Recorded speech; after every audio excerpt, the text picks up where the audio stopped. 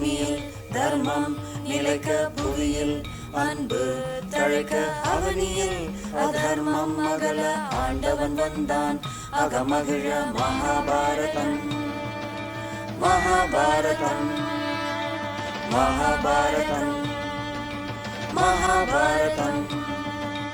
பாண்டவர் துன்பம் போக்க பாஞ்சாலி மானம் காக்க பாரே வியந்து பார்க்க பரந்தாமன் வந்தான் வழி தீர்க்க மகாபாரதம் மகாபாரதம் மகாபாரதம் மகாபாரதம் மகாபாரதம்.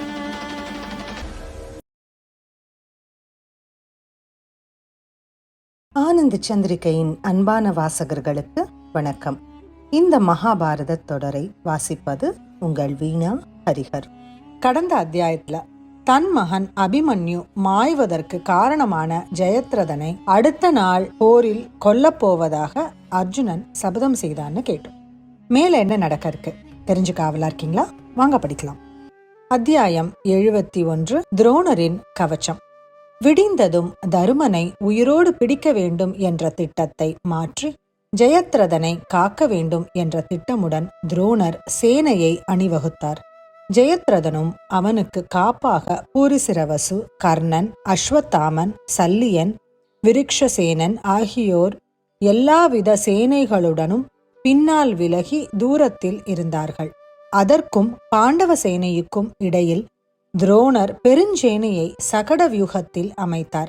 சகட வியூகத்திற்கு அப்பால் பத்ம வடிவத்தில் உள் வியூகம் ஒன்றை அமைத்தார்.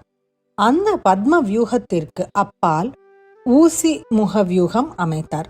ஊசி முக வியூகத்தின் காப்பில் ஜெயத்ரதன் இருந்தான். சகட வியூகத்தின் முகப்பில் துரோணர் நின்றார்.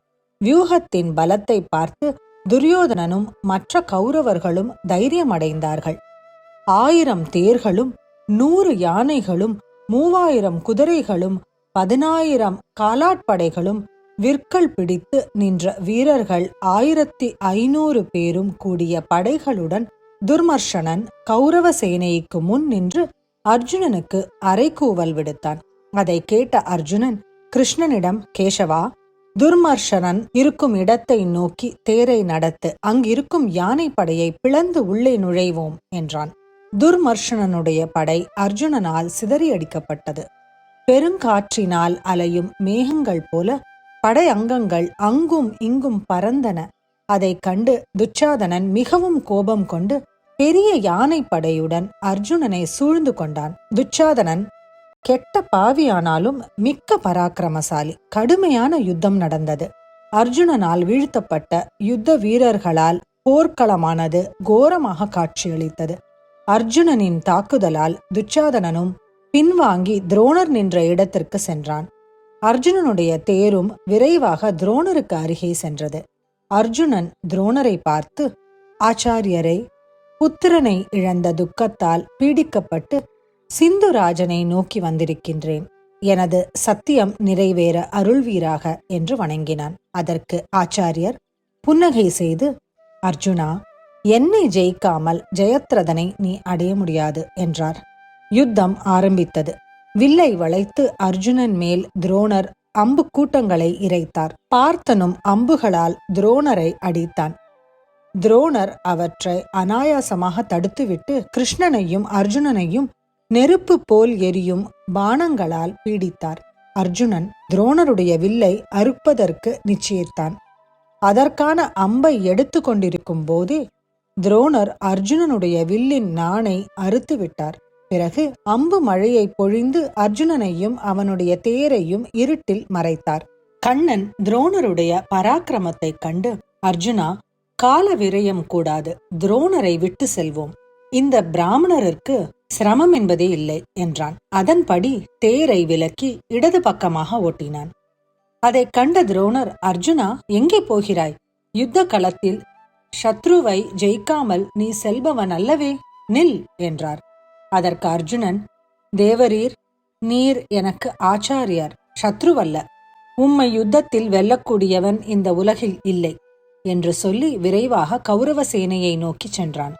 பிறகு அர்ஜுனன் போஜ சைன்யத்தில் நுழைந்து கிருதவர்மனையும் சுதட்சிணனையும் ஒரே சமயத்தில் தாக்கி அவர்களை தோல்வி அடையச் செய்து எதிர்த்து வந்த சுருதாயுதனையும் தாக்கினான்.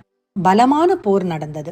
சுருதாயுதனுடைய தாயாகிய பர்ணாசை என்பவள் தவமிருந்து வருணனிடம் என் குமாரன் சத்ருக்களால் கொல்லப்படாதவனாக இருக்க வேண்டும் என்று வரம் வேண்டினாள். மனமிறங்கி வருணன், உன் புத்திரனுக்கு ஒரு திவ்யமான ஆயுதத்தை தருவேன். அதை அவன் போரில் ஆயுதம் ஏந்தாதவர்களின் மேல் பிரயோகிக்க கூடாது. அவ்வாறு செய்தால் அது பிரயோகித்தவனையே கொல்லும் என்று ஒரு கதாயுதத்தை வழங்கினான். அதை மறந்து அந்த ஆயுதத்தை தேரோட்டியாகிய கண்ணனின் மேல் சுருதாயுதன் பிரயோகித்தான். அது அவனையே திரும்பி வந்து தாக்கிக் கொன்றது. அதன் பிறகு காம்போஜராஜனான சுதட்சிணன் அர்ஜுனனை கடுமையாக தாக்கினான். அவனும் தேரிழந்து கவசமுடைந்து கீழே விழுந்தான். மிக வலிமை பொருந்திய வீரர்களான சுருதாயுனனும் காம்போஜனனும் கொல்லப்பட்டதைக் கண்டு கௌரவ சேனை குழப்பமடைந்தது. இதை கண்ட சுருதாயு அருச்சுதாயு என்ற இரு சகோதரர்கள் அர்ஜுனனை தாக்கினார்கள். அவர்களும் அர்ஜுனனால் யமால்யம் அனுப்பப்பட்டார்கள். இவ்வாறு அநேக வீரர்களை மாய்த்துவிட்டு அர்ஜுனன் ஜெயத்ரதன் இருந்த இடம் நோக்கி முன்னேறினான். அர்ஜுனனுடைய தேர் ஜெயத்ரதனை பார்த்து செல்வதைக் கண்ட துரியோதனன் தாங்க முடியாத துயரம் அடைந்து துரோணரிடம் விரிவாக பேசினான். துரியோதனன் துரோணரிடம், நீர் பார்த்து கொண்டிருக்கும் போதே தேரை ஓட்டிக்கொண்டு உம்மை தாண்டி போய்விட்டான். உமக்கு நான் என்ன பிழை செய்தேன்? என்னை ஏன் கைவிடுகிறீர்கள்? இது எனக்கு முன்னுமே தெரிந்திருந்தால் ஜெயத்ரதனை யுத்த பூமியில் நிறுத்தியிருக்க மாட்டேன். அர்ஜுனன் ஜெயத்ரதனை தாக்கினால் அவன் மீளமாட்டான். துயரத்தினால் பிதற்றுகிறேன். நீர் போய் அவனை காப்பாற்றும் என்று துரியோதனன் கதறினான். அதற்கு துரோணர், அரசே, தகாத வார்த்தைகளை நீ சொல்லிய போதிலும் நான் உன் பேரில் கோபம் கொள்ளவில்லை. நீ என் குமாரனை போன்றவன். அஸ்வத்தாமன் எப்படியோ அப்படியே எனக்கு நீயும். நான் சொல்வதை செய். இந்த கவச்சத்தை பெற்றுக்கொள். இதனை போட்டுக்கொண்டு நீயே அர்ஜுனனை தடுப்பாயாக. இவ்விடத்தை விட்டு நான் போகக்கூடாது. இந்த கவச்சத்தின் மேல் படும் ஆயுதம் உன்னை பாதிக்காது. மந்திர சக்தி பொருந்திய இந்த கவச்சம் உன்னை பாதுகாக்கும் என்றார். திவ்ய கவமணிந்த துரியோதனனும் ஆச்சாரியர் சொன்னபடியே பெருஞ்சேனையுடன் தைரியமாக அர்ஜுனனை நோக்கி சென்றான். கிருஷ்ணன் அர்ஜுனனுக்கு தூரத்தில் வந்து கொண்டிருக்கும் துரியோதனனை காட்டினான். அதன் மேல் கண்ணன் தேரை துரியோதனனை நோக்கி திருப்பினான். துரியோதனன், நீ போரில் பெருங்காரியங்களை செய்திருப்பதாக ஜனங்கள் சொல்லியிருக்கிறார்கள். நான் நேரில் பார்த்ததில்லை. உன் புகழுக்கு காரணமான உன் திறமையை காட்டுவாயாக என்று பயப்படாமல் கூறினான். அதைத் தொடர்ந்து கடும் போர் நிகழ்ந்தது. கண்ணன் அர்ஜுனனை பார்த்து, பார்த்தா, இதுவென்ன ஆச்சரியம்? உன்னால் விடப்பட்ட அம்புகள் ஏன் துரியோதனனை துன்புறுத்தவில்லை? காண்டீபத்திலிருந்து விடுபட்ட அம்புகள் வீணாகப் போவதை இன்றுதான் பார்க்கின்றேன் என்றான். அதற்கு அர்ஜுனன், கிருஷ்ணா, இவன் துரோணரிடமிருந்து கவச்சம் பெற்று அதை போட்டுக்கொண்டு இங்கே நிற்கின்றான். இந்த கவச்சதாரண ரகசியம் துரோணர் எனக்கு சொல்லியிருக்கிறார். மற்றொருவரால் பூட்டப்பட்ட கவச்சத்தை மாடு பொதியை சுமப்பது போல சுமந்து கொண்டிருக்கின்றான். இப்போது என் சாமர்த்தியத்தை பார் என்று சொல்லி துரியோதனனுடைய குதிரையையும் சாரதியையும் தேரையும் இழக்கச் செய்தான். பிறகு வில்லையும் கையுறைகளையும் அறுத்தான். பிறகு கவச்சம் எந்த பாகத்தில் மூடவில்லையோ அதை பார்த்து தாக்கினான். துரியோதனன் தோல்வி அடைந்து புறம் காட்டி ஓடினான்.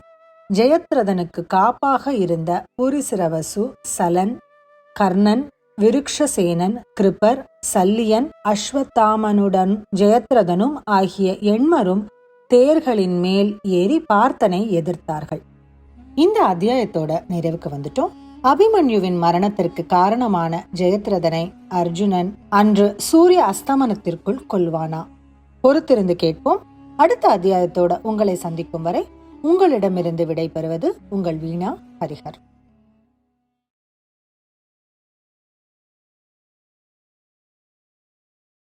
மகாபாரதம் மகாபாரதம்.